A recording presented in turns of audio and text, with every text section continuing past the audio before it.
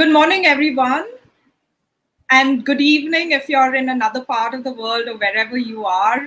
Welcome to my daily reflections during COVID-19 at 10 a.m. Indian Standard Time. And today I'm really pleased to tell you that we are also live casting it on the Facebook pages of ShoppersStop and Crossword Bookstores. So welcome to the viewers on those two Facebook pages as well. I started daily reflections during COVID-19 because, as you know, we are cooped up, we are stuck at home, it's difficult, it's hard. We try to stay positive, but we have to do it. We have to stay at home because it's saving lives, not only us, so that we don't contract the virus, but we don't spread the virus. But whilst we stay at home, how can we stay healthy? How can we stay positive? And every day I try to get an inspirational guest onto this show to help us reflect. So today joining me is my dear friend, Xiomara Diaz from Granada, Nicaragua. Hi, Xiomara, how are you doing? Good. Thank you, Elsa. It's such a pleasure to be here speaking to people who are in India and I'm sure in other countries as well. Very exciting. Thank you for the space. So it's quite late there, right? What's the time in Nicaragua? Yes, it's at 10:30 p.m. Yeah. Thank you for staying up so late to, be on the show. Xiomara, you're the owner of the Garden Cafe. So we in India are in lockdown mode. We can't leave our homes. We can't step out. Is it the same in Nicaragua? And how is it impacting your business? Yes, so it is the same in Nicaragua. Most people have taken their own decisions to stay at home, and many businesses have taken their own decision to also close only for deliveries or takeout when available. For example, a restaurant can do that. Unfortunately, Nicaragua, the government has not called the public to be on a lockdown. But it is a beautiful thing to see how citizens have just taken action and have seen that it is necessary to stay at home, to stay safe. So you go to the streets and it's pretty empty. I live in Granada. It's a colonial city and it's a very touristy city. It's one of the biggest and fastest growing destinations for tourism. So you can imagine the effect of COVID-19 on tourism, and in a country like Nicaragua, we just came out of a political crisis in 2018. We had just started recovering in January, and now we have this new challenge. So yeah, it's very, very rough on businesses and especially on tourism. Tell us more about the Garden Cafe. Why did you start it? How did you start it? And what's your passion behind it? Yeah.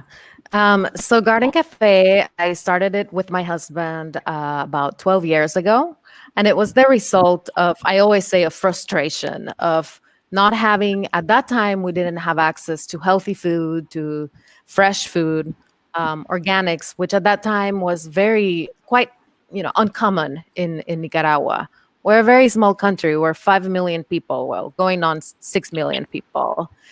So demand is quite small. My husband is from California, and he comes from the land of, organic, fresh food and salads and delicious sandwiches. And we were just coming out of college, and we couldn't find that in our city or actually in Nicaragua. So we thought about this idea for fresh food restaurant for a long time, actually for 2 years. And we finally started it in 2007. And at that time, tourism was just beginning in Nicaragua. And we had the opportunity to bring a new product here. And along the way, many things happened that led me to become or to discover this passion, which was social entrepreneurship, which I'll be sharing more about as we go on with the conversation. But my first thing was just, you know what? We want to live in Nicaragua. I'm from here. My husband's from the States, but we really want to stay in Nicaragua and contribute and, have something that brings us meaning, generate jobs, have good food, have a good life. But something happened along the way, which I'll share about later, that led us a slightly different way. For small business owners like yourself, and even for me, for that matter, running a foundation is not easy, especially during times of crisis. So during this lockdown, for example, all of us are stuck at home. We cannot conduct our business as usual. We have no idea what the future is holding. But you went through it last year and maybe year before last, through your own political crisis in your country. How did you manage as a business owner? Maybe we can learn from some of the lessons that you learned. Yeah, I think I saw you right a few months or even a few weeks after we had our very dramatic and very hard political crisis in Nicaragua. And it was a process, which this time around I went into the process almost automatically because it had happened a few months ago. And what it was, the first thing is acknowledging that there is a crisis. It's, moving away from denial. It's accepting that there is something happening around us that's really powerful and it's very painful. It's a huge loss. It's not necessarily to be negative, it's not to be dramatic, but it means to see and face and acknowledge the pain. Maybe it's not our personal pain or a personal loss of, somebody who lost a loved one, but we are seeing and we are aware of many deaths around the world, of, so many people sacrificing so many hours of work, of serving others. And I think the first step to succeeding through a crisis is acknowledging that there is a crisis and that it is painful. Because otherwise you can't really go through it, because if you deny it, it's impossible to move through. And the only way to succeed is to go through it. So I would say that's the first step. The second step for me was, okay, this is really painful and it's hurting.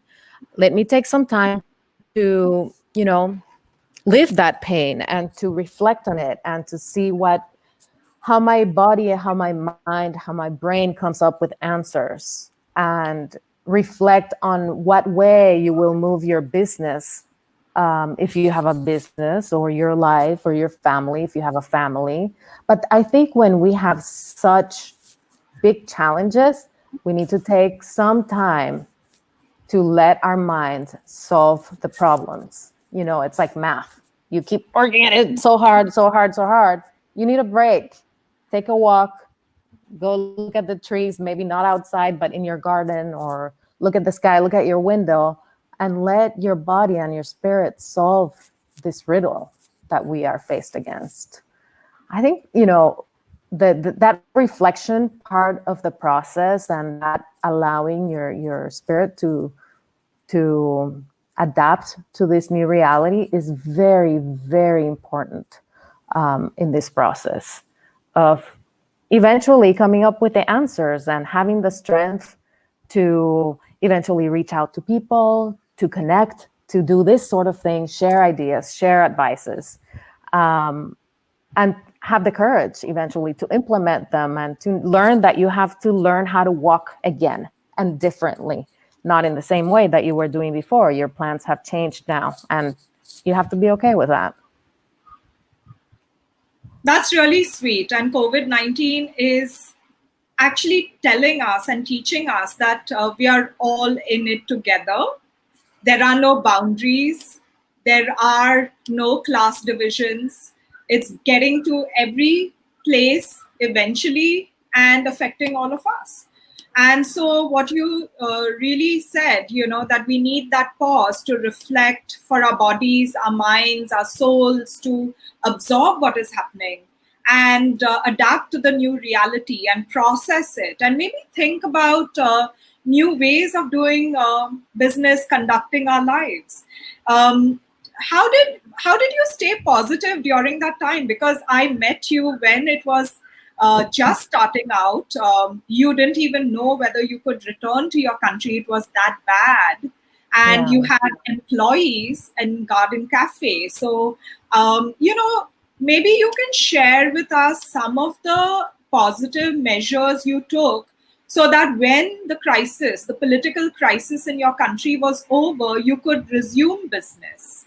And now, unfortunately, you're double hit with COVID-19. Yeah. So, my sympathies. Yeah, there's a lesson. There's a lesson, I'm telling you. Um, how to stay positive. I think one of the things is to surround yourself and to be able to have people who you can share the pain and the load with. Having a group of women, which you were included in that group, to even, hug. And maybe we can't do that physically these days, but having that connection with other people who can listen to your particular personal pain, that's important. But also, Elsa, it was never that important for me, or it was never that evident for me to be connected to a purpose, to a mission, as it was during that big challenge and as it is today. I realized in that big, struggle, that having a mission, having a clear purpose and a clear sense of service is the biggest motivator for staying positive and for, feeling energized to keep going. When you are aware that you have not only the possibility, but the responsibility to serve others, you figure it out. You do whatever is necessary to keep going and to solve the issues that arise. That's amazing. So, in your country, the government has not announced a lockdown. Yet, on your own, citizens have taken that decision. Tell us a little more what it feels like. Yeah, we were very afraid because when we saw our leaders doing the opposite, like actually calling people to go outside and gather and go on a march and let's go inaugurate this new bridge, and just hundreds of people getting together, we thought this is going to be very messy because we have a lot of people here under the poverty line. It's going to be horrible.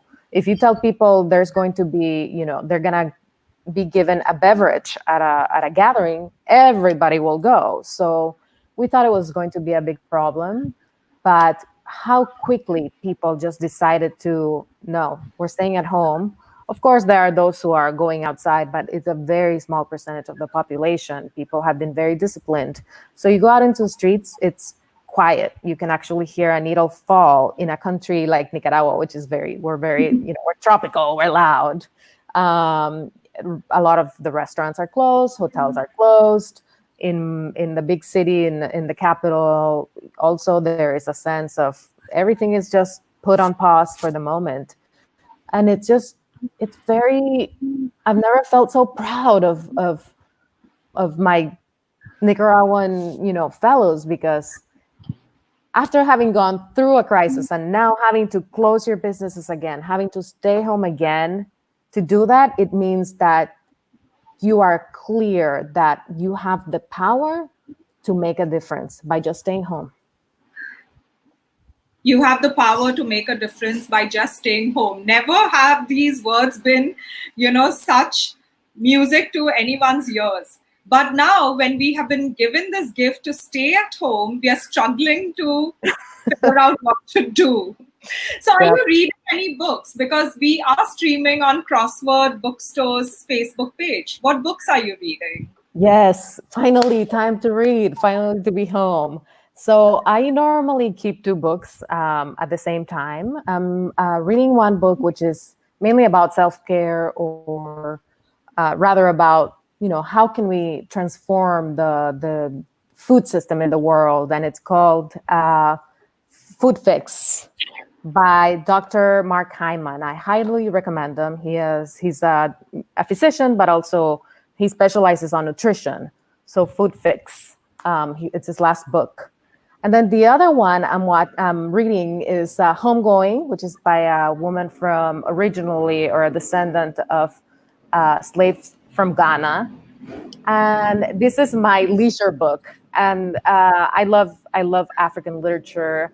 And this one just is a big reminder of, the pain that the world has gone through for hundreds of years and how we have survived, we have made it out of it, we have figured it out, and how we keep fighting for these rights. And we can't forget them even through this crisis. We can't forget all those,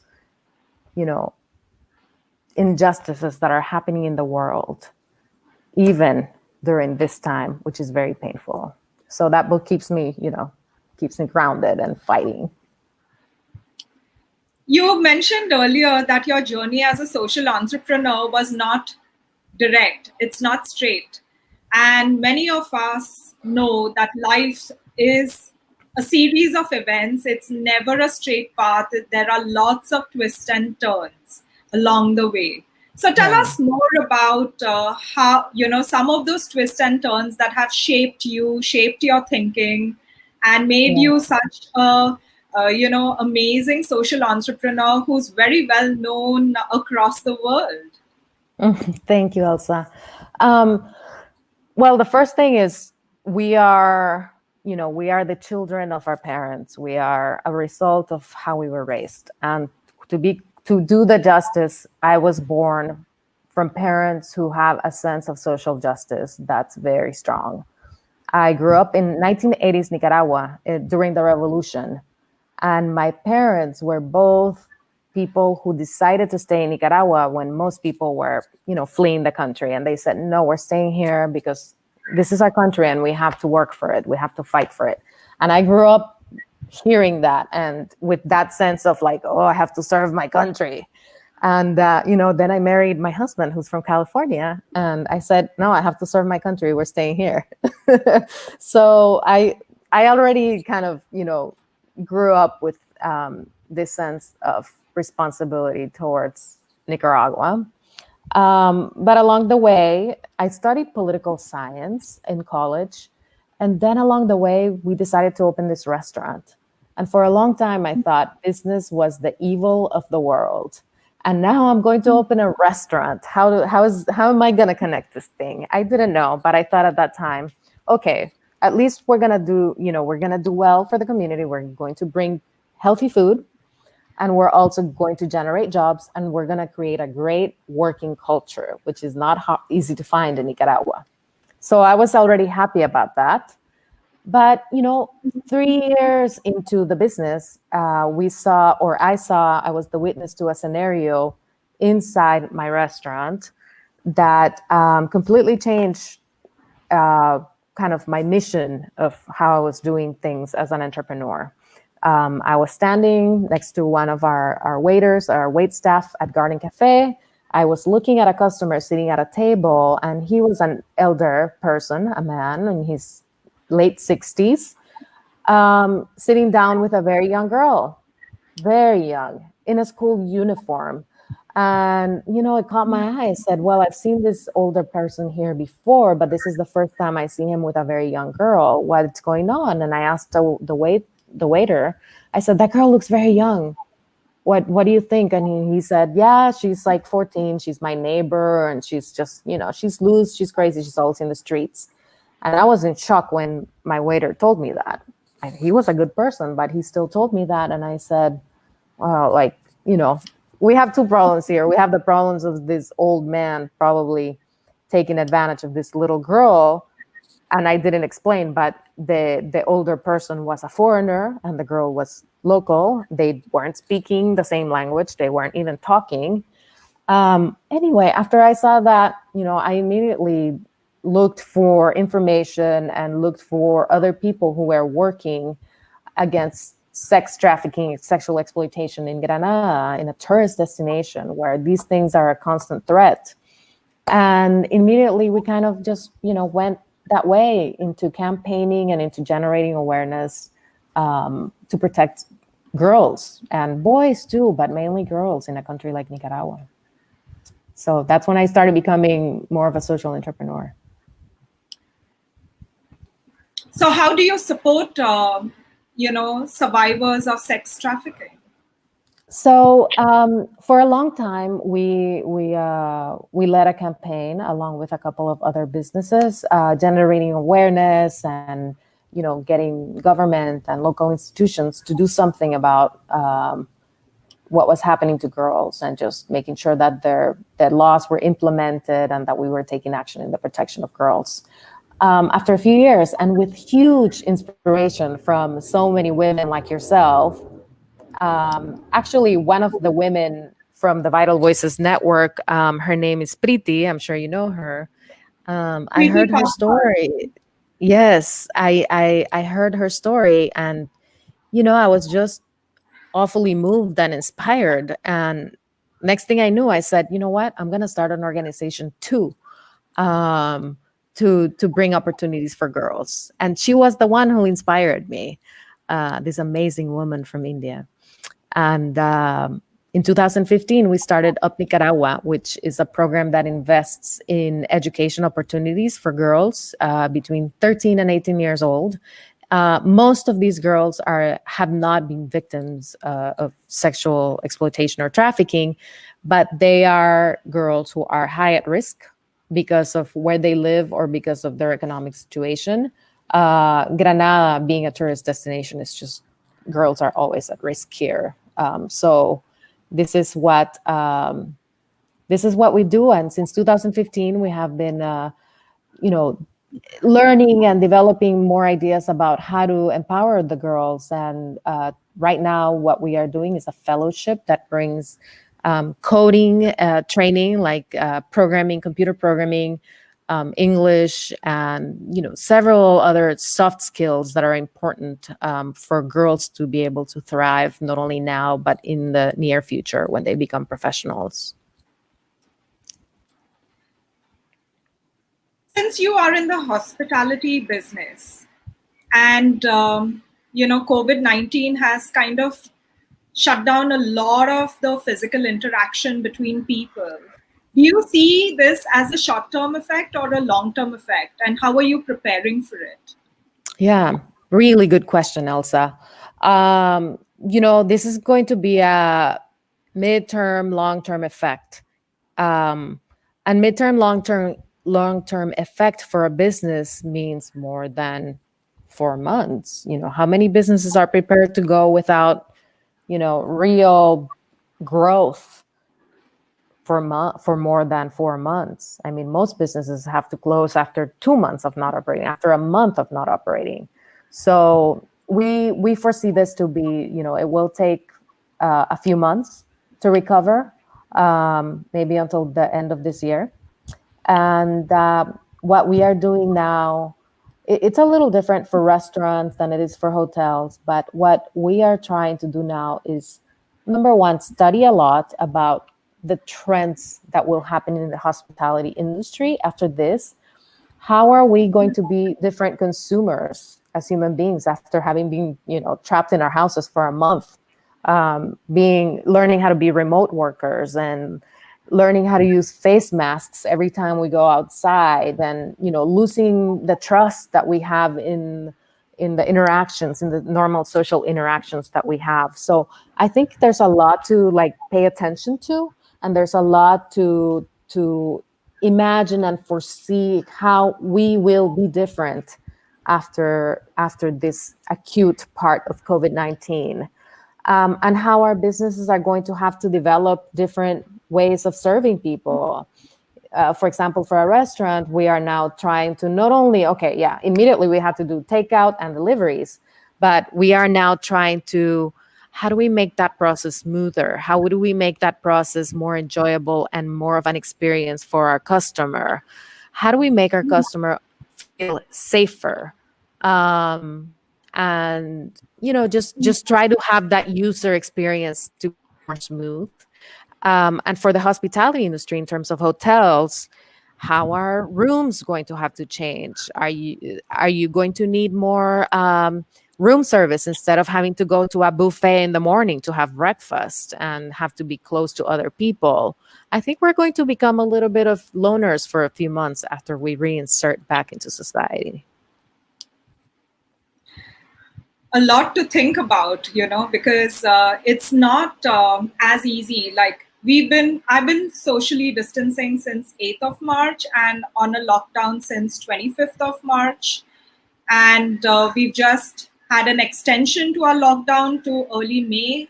I don't particularly see it being lifted. There might be some relaxation, but in general, most of my international travel has pretty much been cancelled for the next 6 months. I don't see any international travel, at least on my part, happening this year.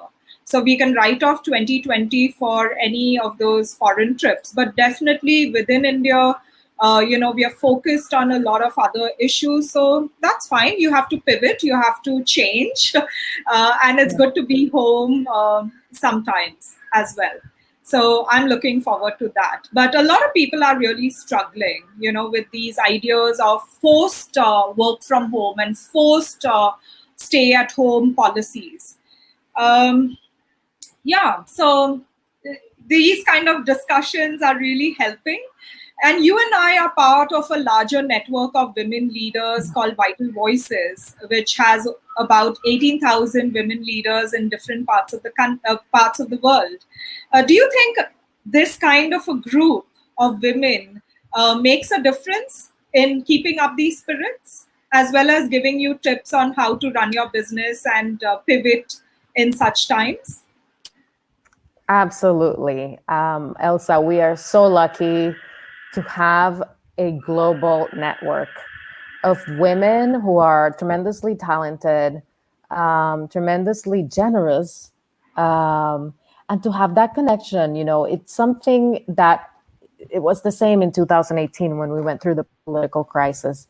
It was an awakening of Nicaragua finally understanding that, for example, what Syrians or what people in countries of conflict have been going through. That empathy, that understanding that you're not the only country and that you finally understand another, people from other countries, that empathy, it means everything. So right now with COVID-19, we know the whole world is going through that. We know it's painful everywhere. But being able to talk to specific women in different industries is just, it energizes you, it keeps you grounded, it balances you. It's a gift, to be honest. Yeah. Once COVID-19 is over, and it will be over, what do you plan to do? What's the first thing you're going to do? Well, I don't know that it will be over, Elsa. But one of the things is we are very happy to reopen our doors at Garden Cafe. We have a hub. It's a place for community to gather. We are more than just a restaurant. We have book lending library. We have a store. There's, we have it's like, the couch on Friends. We have that couch at Garden Cafe where people gather every day. So I'm excited about that for sure. And yes, we are excited to travel again. Damien is from California. We had to cancel our trip to go see his parents. So that's something that will probably resume very quickly as soon as we can travel. And I can't believe you are so calm and so zen about this whole thing when you're 50% of the time you're on a plane. So I'm very impressed, Elsa. Have you been to India? No, I've never been, but I feel like I'm just visiting right now. Yeah, so maybe when this is all over, we can invite you to come to India. Definitely on the bucket list. Okay, great. So thank you so much, Xiomara. I know it's very late out there in Nicaragua. Thank you for sharing your thoughts with us, sharing your journey, which is so inspirational. Good luck with the Garden Cafe and your work with the young girls and coding, as well as the anti-human trafficking work that you do. All the more power to you, and keep positive, keep sane, keep healthy, and we thank you for coming once again. Thank you, Elsa. And yeah, stay healthy as well. Be safe. Thank you. Thank you everyone for joining in. And if you enjoyed this, please do join me tomorrow as well. We have Kirti Jayakumar, the founder of the Red Elephant. She's a lawyer and an activist. It's going to be fun. And once again, thank you all those who joined us from the Facebook pages of Crossword and ShoppersStop, and of course my own page as well as Safecity Red Dot Foundation. Thank you and wish you a